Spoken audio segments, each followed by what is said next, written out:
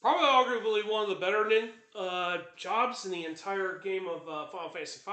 The ninja is without a shadow of doubt the best job in the entire game.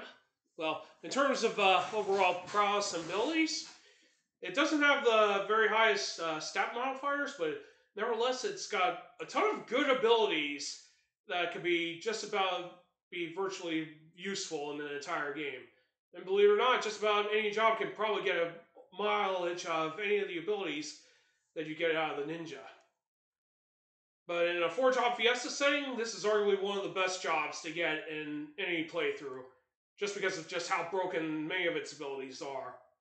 Hi folks, this is Storm331 back to once again for Final Fantasy V Jobs Guide for Beginners. And we're going to be covering the Ninja, probably one of the best jobs that you could possibly get in a 4-job Fiesta setting.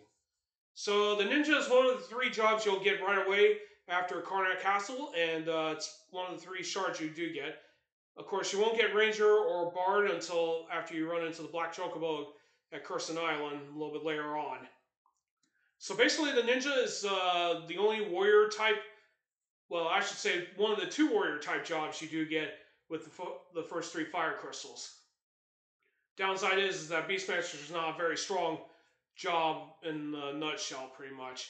But the Ninja is actually pretty much one of the best ones you could get. In terms of stat modifiers, the Ninja will give your party member that master set 15 plus strength, 14 plus agility, plus 3 stamina, and minus 10 in magic. Along with the Mystic Knight, Ninja is tied with the Mystic Knight for having the second highest agility. The only one that outbeats those 2 is the Thief itself, with 16. And of course it has a pretty decent strength modifier, but technically other jobs can probably out-edge the Ninja in terms of having better strength modifiers. Heck, even Dragoon out-edges Ninja by like 3 points on the strength modifiers. But technically, your real goal with the Master and the Ninja isn't just the strength modifiers. It's more for the dual wield and basically the second highest agility. Of course, ninjas do very, very dang well for anyone going down the physical fire path, especially those that master Monk, Ninja, Mystic Knight, and Ranger. This gives you pretty much a boatload of options when you go back to being a freelancer later on in the game. But there's other abilities that the Ninja also gets kudos as well. So we're going to go over those right now. Smoke is the first ability that players will learn as ninjas when they attain level 1. And basically it's the same thing as the Thief's Scram ability. And it basically allows you to run away from most battles except for anything that prevents you from doing so. And of course, it won't let you run away from boss monsters. But it's very good if you're doing this for a speedrun setting. But then again, you would have access to Thief's Scram, so unless you're doing a 4-job Fiesta and want to avoid fighting monsters altogether, the Ninja Smoke will be very useful from start to end. Image is the second ability you get upon reaching level 2 as a ninja. Basically, it'll cast an illusion on your party member that uses this ability. It could allow you to avoid up to anywhere between 1 to 2 attacks, physical attacks that is. This is pretty good for some jobs that do not have very high stamina modifiers like the ninja. And a lot of mages get a lot of mileage with the image as well.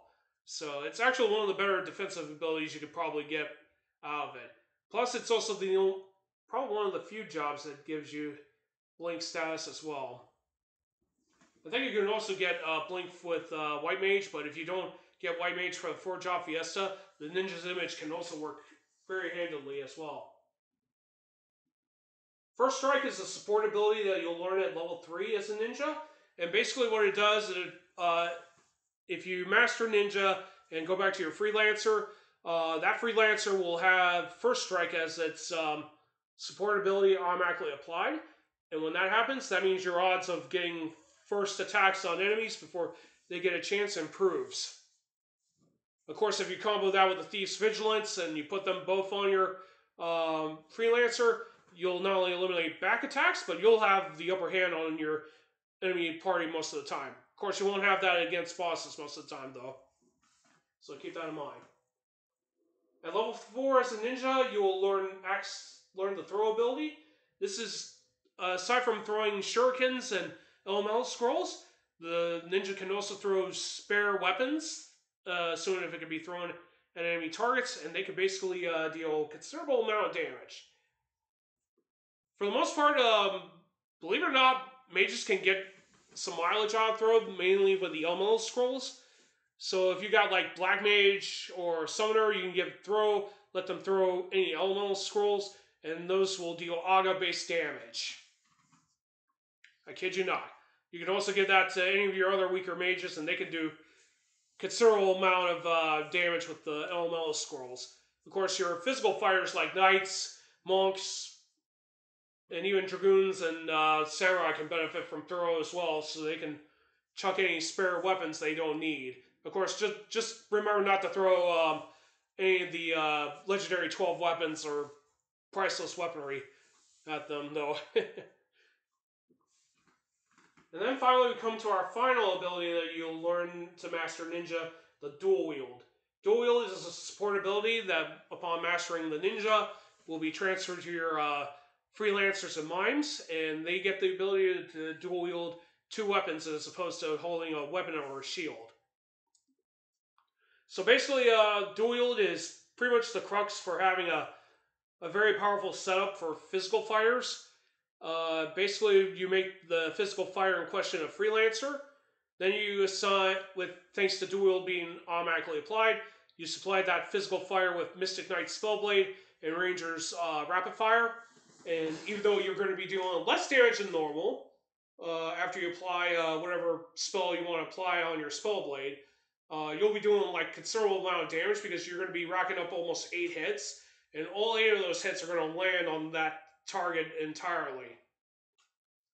So this is actually one of the main reasons why you want to have this set up, because this actually makes fighting Omega really, really acceptable. And if you make your whole party's bards and apply that stop song on it, you can definitely guarantee an immediate win on an Omega. Because Omega has Auto Reflect applied, and you won't be able to hit that thing with Undaga unless you have party members with Reflect status applied as well. So, now that we covered the abilities of the Ninja as well as its modifiers, what could work with the Ninja from other jobs that could definitely get?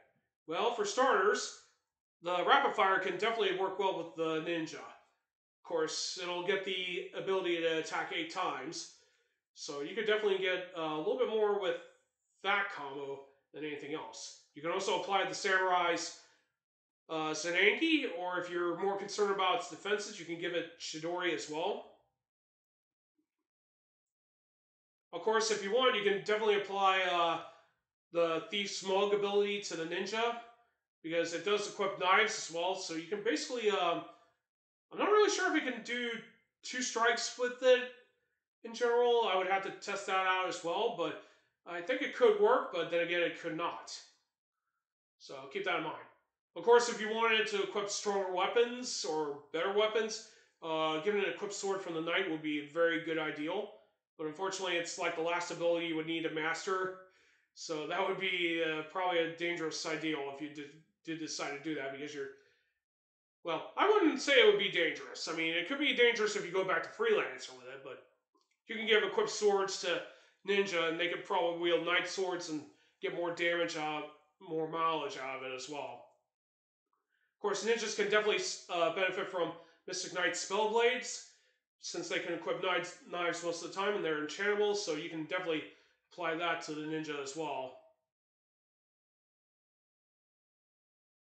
Now, of course, if you want to improve your ninja's magic, you can give them any of the mage jobs with very high magic, like White Mage, Black Mage, Sorcerer, or even Time Mage or Geomancer, and they can definitely improve their overall scroll damage.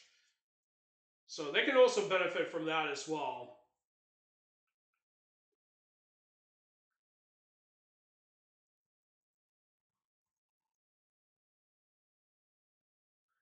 Now, I'm not really sure if Dual Wield allows the ninja to take full advantage of Sword Dance from Dancer, but if you can successfully pull that out and get 2 damage, that'd be even better, because Sword Dance does deal 4 times damage, but keep in mind that you are going up against 3 other dances just to get that ability to trigger, so it's kind of more of a risk than a reward most of the time when you're using that for it. But it can definitely work well with Ninja as well. Of course, if you want to improve the Ninja's overall damage with its weapons, given that the Monk's barehanded can also work in its favor. Now, ninjas can also use a specific weapon called Twin Lancer. So if you do decide to learn Jump from Dragoon, you can definitely equip the Twin Lancer on your ninja, and then have the said ninja perform Jump, and they'll be able to get a little bit of additional damage with the Twin Lancer applied. And that concludes the ninja guide for right now. I'll be right back, and we'll be covering the Red Mage next, which will be our last guide for this evening. So I'll be right back, so hang tight, and I'll be right back shortly.